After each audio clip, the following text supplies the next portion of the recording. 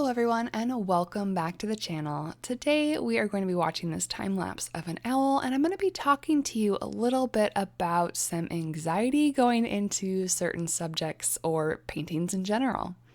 I ended up painting this great horned owl because a patron over on Patreon asked for a tutorial for that, and given that those are some perks that I offer over there, I always try and oblige my patrons. What she might not have known before asking me to do this for that tutorial is that I have thought about doing an owl. I've had many requests about doing owls. You guys have seen my barn owl probably from my quinacridone gold video, but I had been putting off a tuft owl. And what I mean by tufted owls are the ones that have those two tufts of feathers on top of their head. Fun fact, those are not ears. They are called plumicorns, and they are for both camouflage and communication with other owls.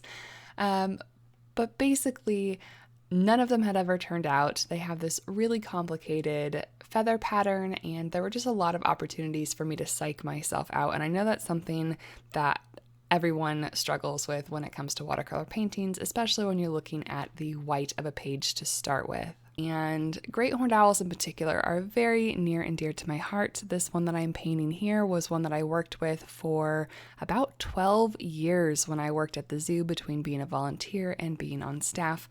And because this held such a sentimental value for me, on top of me not wanting to mess things up for the tutorial and everything, this could have gotten overwhelming really, really quickly.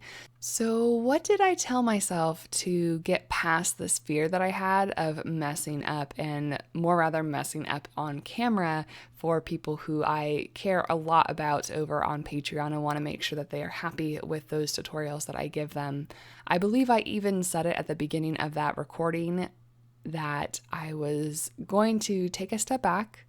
I was going to use a smaller sheet of paper than I typically paint on. I typically paint 8x10 or 9x12, and this is a 6x9 piece of paper. So working smaller is actually a lot easier for me, and I enjoy it more than working on a larger format. I mean, depending on the piece, it can change quite a bit, but I knew that a smaller piece was going to be less intimidating overall. I also told myself that if you mess up, you mess up. Oh well. And I took it as a learning opportunity, and I even told the patrons that, like, hey, this might not turn out very well.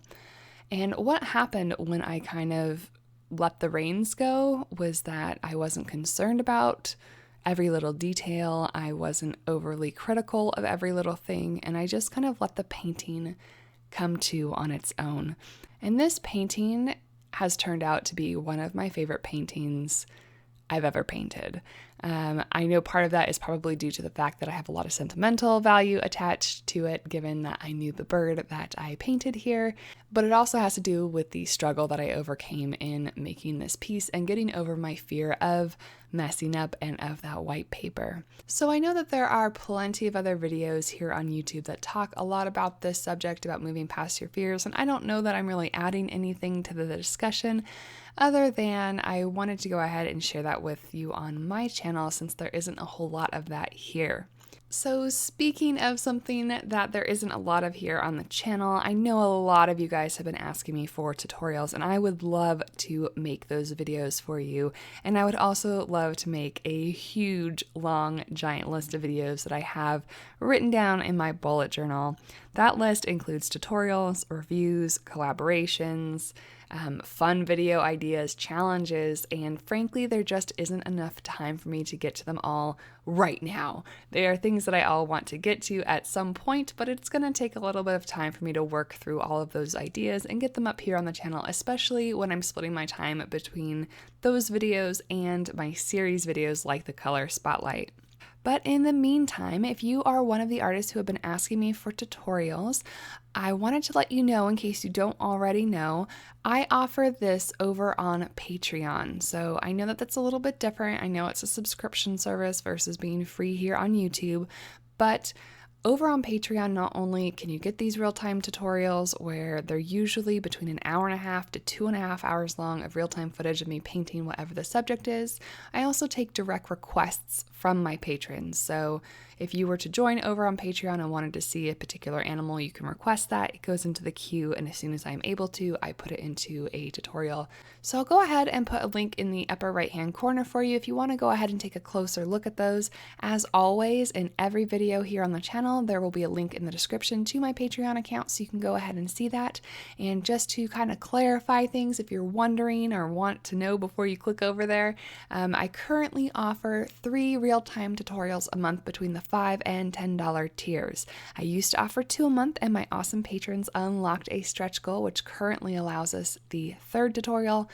2 of those are at the $5 tier, and an additional 3rd one is at the $10 tier. You'll also have access to all of my past real-time tutorials as well, so even if you join now, you'll still have access to all of the former ones, and I believe we are over 30 right now. So in short, I guess what I want to do in this video is thank my amazing patrons, not only for their support in what I do here on the channel, but also for giving me prompts that push me past my own comfort zones and help me to grow as an artist. I hope that we can all continue learning together, and I guess that's it. Even if you are not interested in joining Patreon, let me know if you are interested in more videos like this, where we have a time lapse and then I can pick a topic to talk over the top of them. I know that those are fairly popular here on YouTube, and if you'd like to see more, I'd like to hear that from you.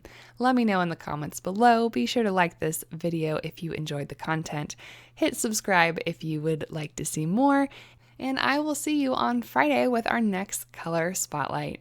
Thank you guys for watching, and I'll see you next time.